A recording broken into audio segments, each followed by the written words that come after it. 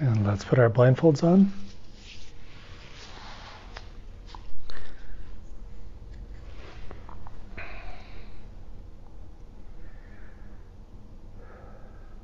And we check our posture as always, balancing the skull between the shoulders, balancing the torso over the hips, releasing the jaw,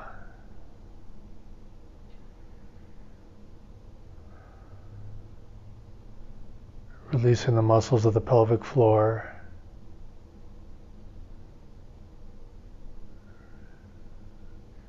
softening your hands, releasing any gripping, any fists, and then softening your feet and your toes.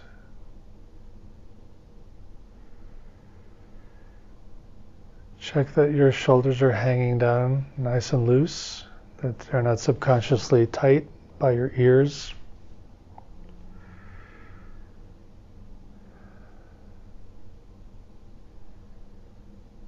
For a moment we can check our heart and feel what is your emotional tone as you begin this practice. How does your heart feel today?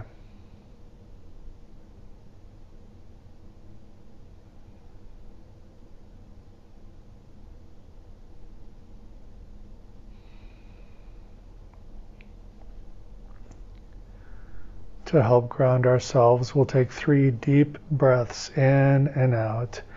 And on every exhale, try to breathe out longer than the inhale. So if you inhale for a count of 4, try to exhale for a count of 5 or 6 at least. So here we go, deep breath in, feeling your belly expand, feeling your chest expand. And then out, nice and slow.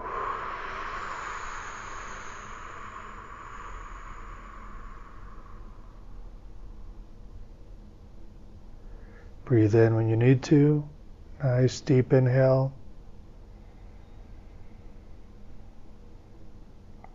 Filling as much as you can without straining. And then letting go, breathing out nice and long. Feeling your body become looser as you exhale. And then begin inhaling when you need to, nice and deep.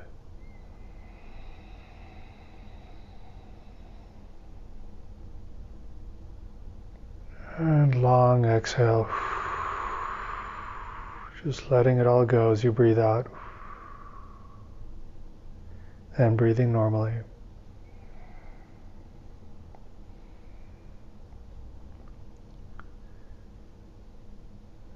As you continue breathing normally, we make sure and check that our belly is still expanding on the in-breath and collapsing gently on the out-breath.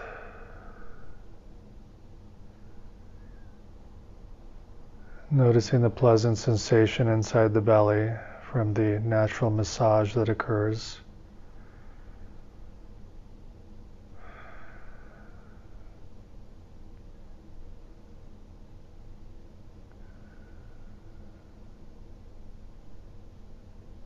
For the next few moments, allow your body to become heavier and heavier, straight down toward the ground with every exhale. Heavy in a way that is relaxing, heavy in a way that is loose and free, so that you really feel like your soft tissues are just hanging off of every bone in your skeleton. If you're leaning back, you can feel yourself sinking deeper into whatever it is you're sitting on. If you're sitting upright on a chair or meditation cushion, you just feel your bottom sinking in a little more deeply down toward the ground. That your spine's natural curve keeps you upright easily. So even though you're sitting straight up, your muscles are still hanging from every bone in your skeleton. But you're balanced so that you don't have to use very much of your back muscles or your neck muscles to keep your torso and head upright.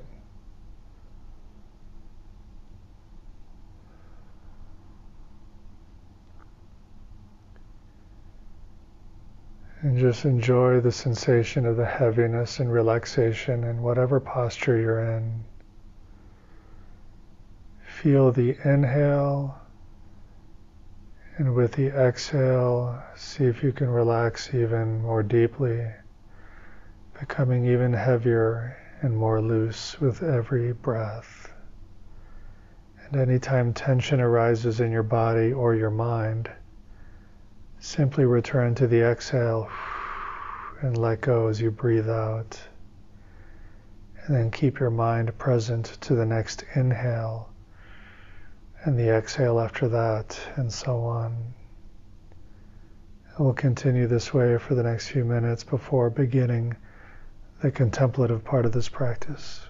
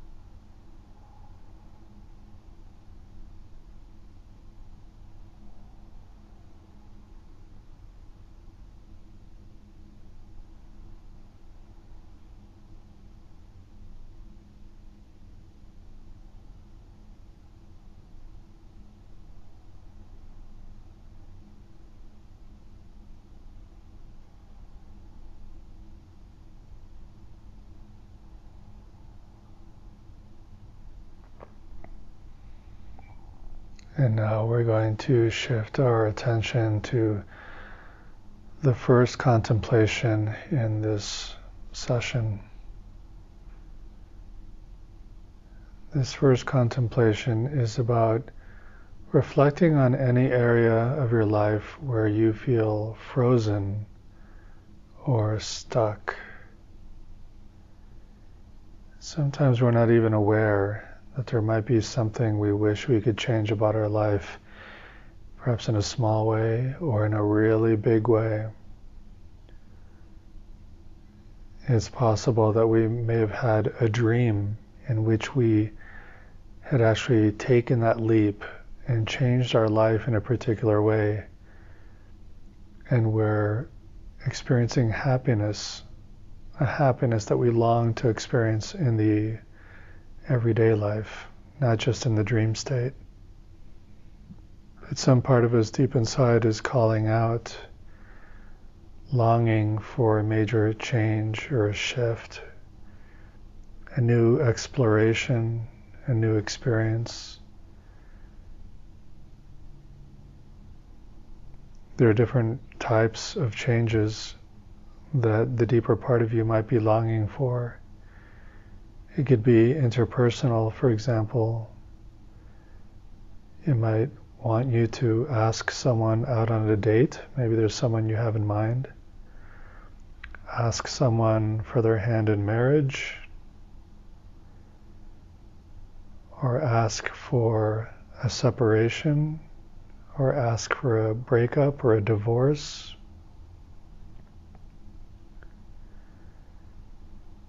It could be job related, that you may have worked the same job for 10 years or in the same career field,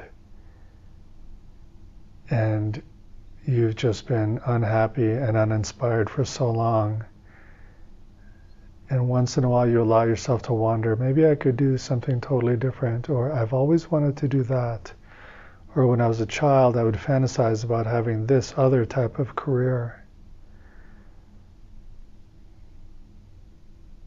If you could try something, what if you could try it and you knew you would not fail? What would that be? If it's true that it's never too late to go back to school, even if you're in your midlife or beyond that, and it is never too late.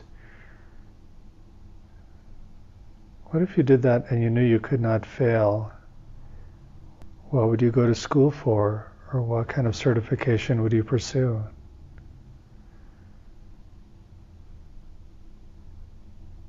Maybe it's about where you live in the world.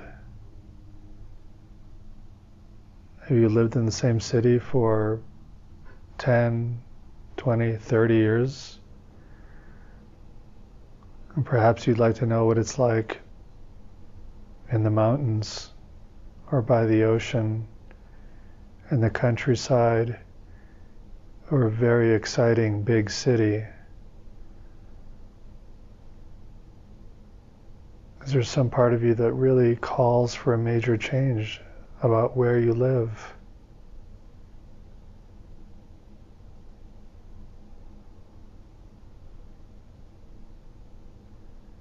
Do you have an artistic tendency that you haven't given voice to, that you haven't expressed,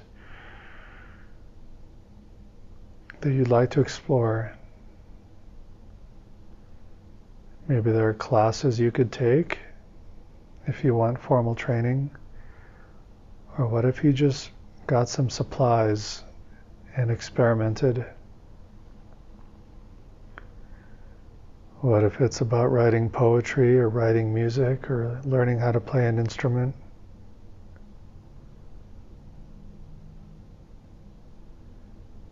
These are just a few suggestions, but by now you may have already thought of what it is for you, and it could be something entirely different. Maybe you've always wanted to throw a really big party.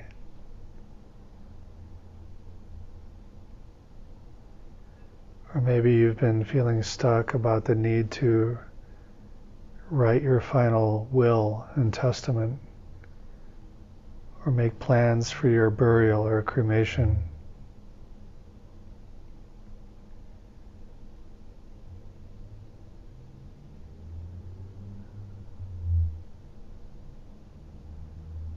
So for a few moments, you'll have a time now to just open up and ask yourself,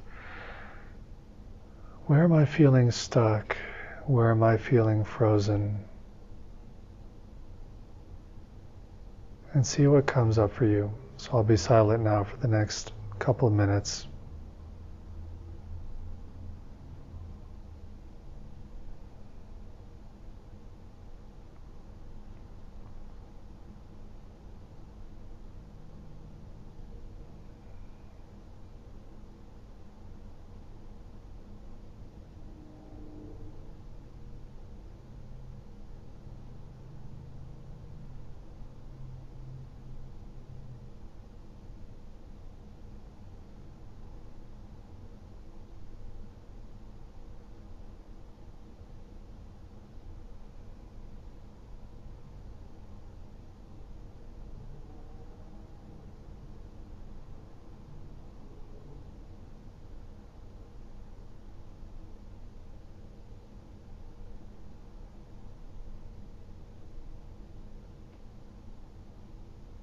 As you continue reflecting on an area where you feel stuck or frozen, feel your heart, your emotional being. What does the feeling of longing feel like for you? The wish, the hope, the desire. How does that feel? And how does it feel to be frozen or stuck?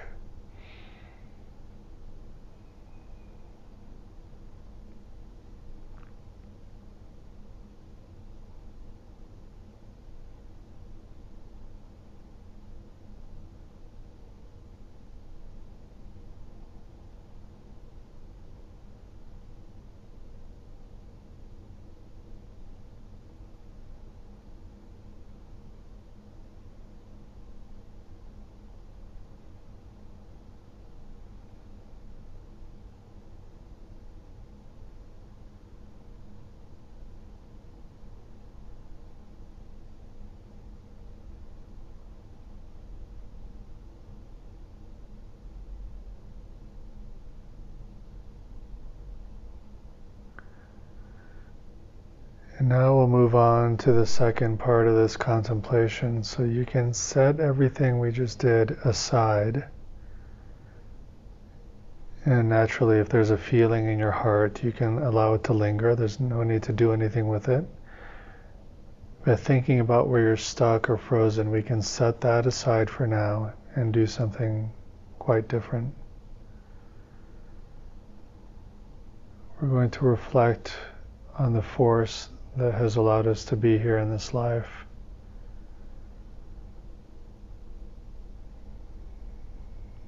You can begin by reflecting that in our infancy and early childhood, we were taken care of to one degree or another by a caretaker. For some of us, it was our birth parents or adopted parents,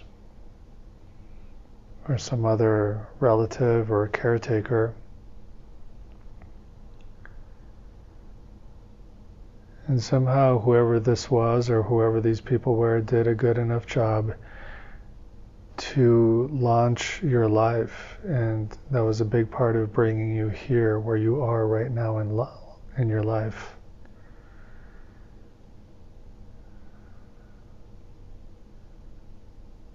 That from when you were very young, someone fed you and clothed you and educated you and hopefully showed you love and warmth and gave you inspiration and direction and instructions for surviving or navigating this world and all its rules.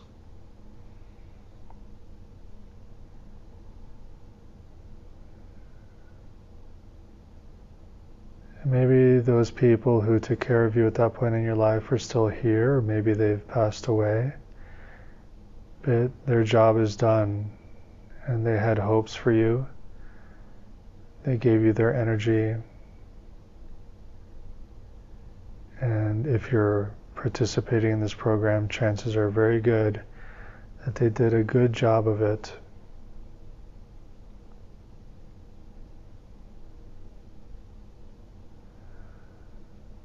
And we go back further in time, just a little further, about 9 months before you were born, that a sperm and an egg came together.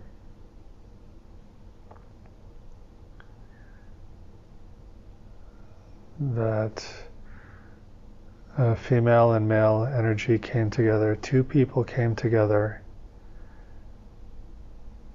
to create the building blocks for what would be your body for your life, this life.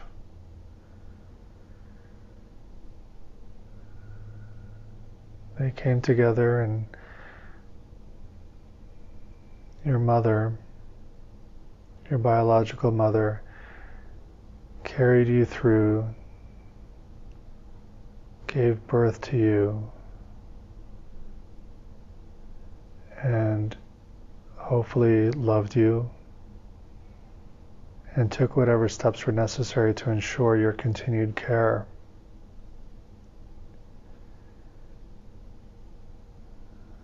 That the source of the sperm and egg that created your body, these people had to survive and thrive long enough to mature and to reproduce sexually to create you, your body.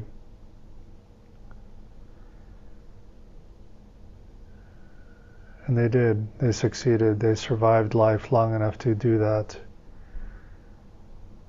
to use a significant portion of their life force, especially your mother, to make you your physical body.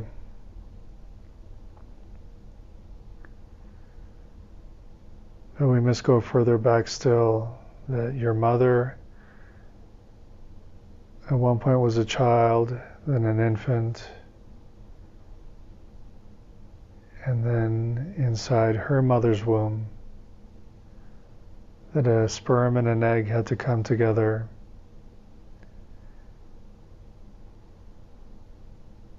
And so your mother had her own mother and her own father.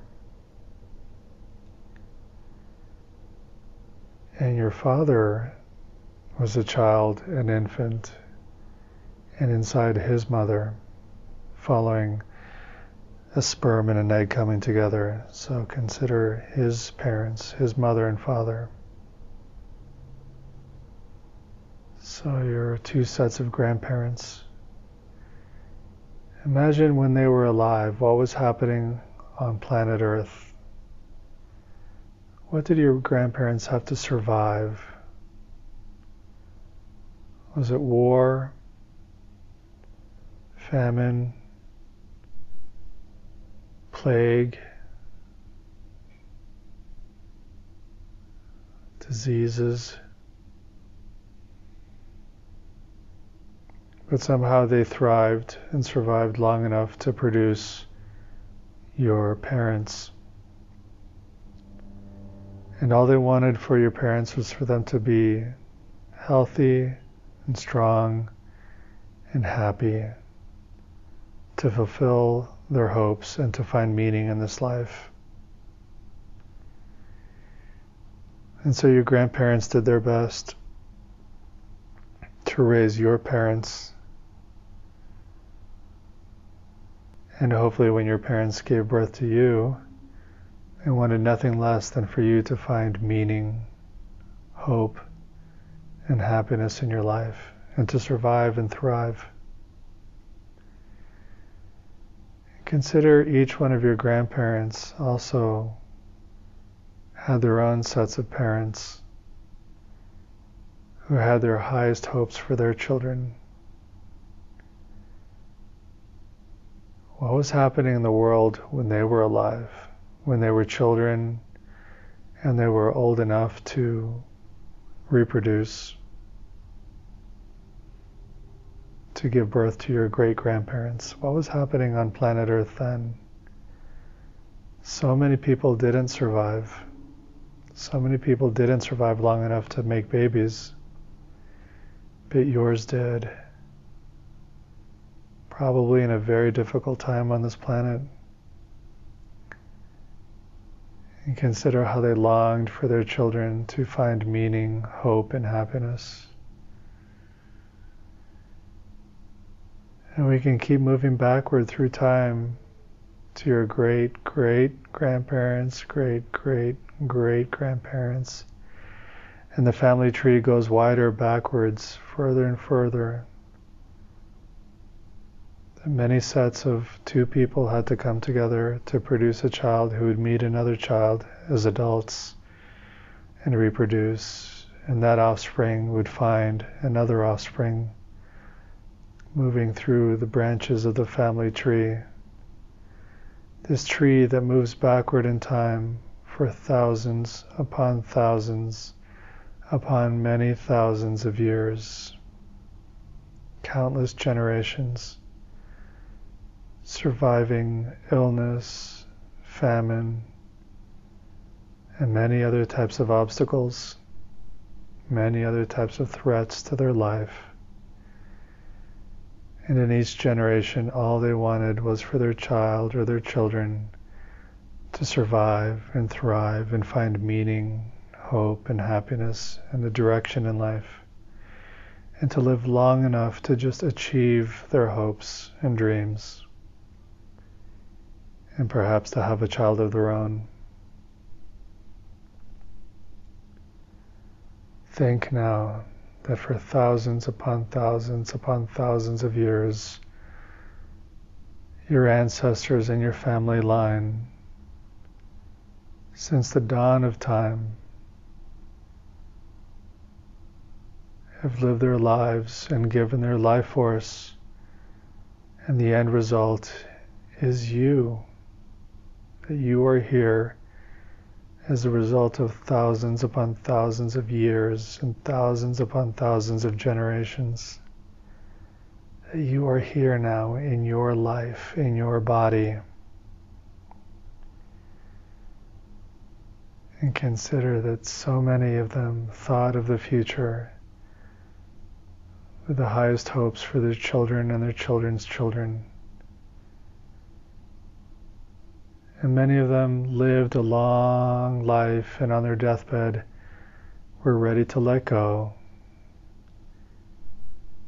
That after a final wish, that the next generation goes on and finds meaning and hope and direction, long after they've passed away.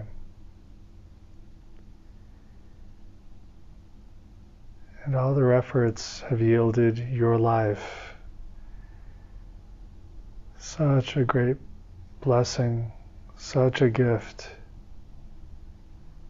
All that energy moving forward through countless ages so that you could be born in this body, in this life. What a wonderful gift. That you and your family line have beat the odds and overcome all the obstacles through the ages. And now you're here. Such a precious life you have.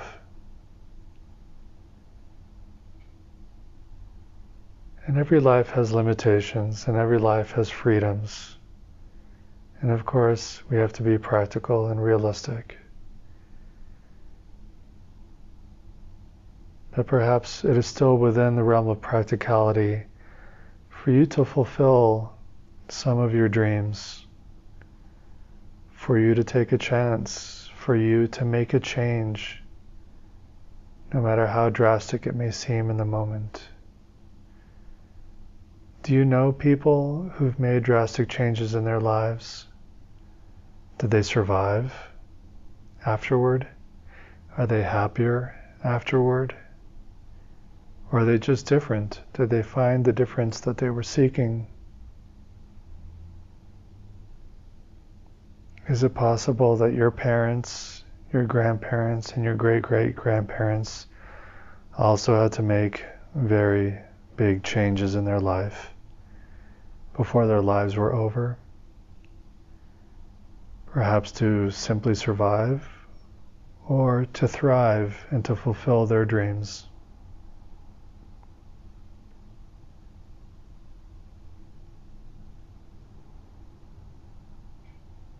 Is it possible that you can still fulfill some of your deepest desires, some of the possibilities that you hold deep, deep inside, that perhaps you only think about in the state of sleep while dreaming?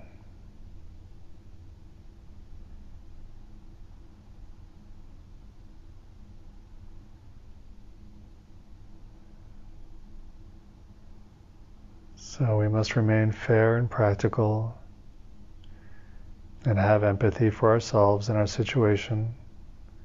Some limits cannot be overcome, but some can, because the only barrier toward taking that first step is hesitation, fear, or doubt. When you reflect on the forces of your ancestors for countless years, moving forward through time, through eons and eons, as human history has evolved on Earth, all of that energy to produce you. Can you feel that support of your ancestors now? They are in your blood, they are in your DNA, and perhaps you feel their presence in other ways.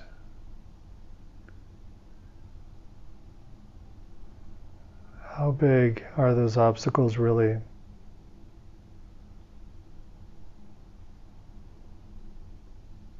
How limiting are those beliefs? And is it possible that with the strength and vision of your ancestors, you can take a step in a different direction? Only you can decide that, and only you can make the choice to go in whatever direction you decide.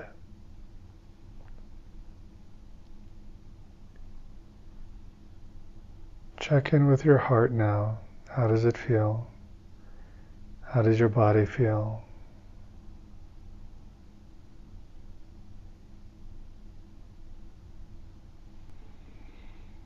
And as you remain present to the feelings in your body, also return your attention to the breath moving in and out.